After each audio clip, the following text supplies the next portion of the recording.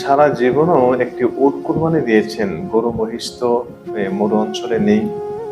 একটি উট কুরবানি দিয়েছেন এমন কোনো প্রমাণ আছে বলে আমার জানা নেই।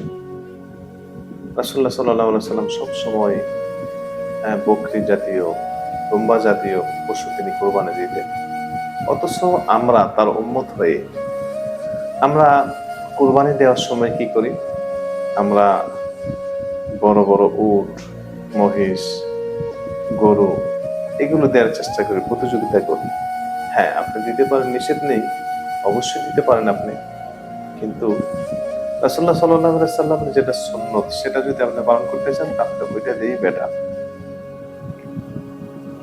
গরু মহিষ দেয়া যাবে না সেটা না, গরু মহিষ অবশ্যই দেয়া যাবে। কিন্তু রাসূলুল্লাহ সাল্লাল্লাহু আলাইহি সাল্লামের একেবারে সরাসরি সুন্নত যদি আপনি পালন করতে চান তাহলে অবশ্যই আপনাকে ভেড়া, দুম্বা এই জাতীয় পশুকে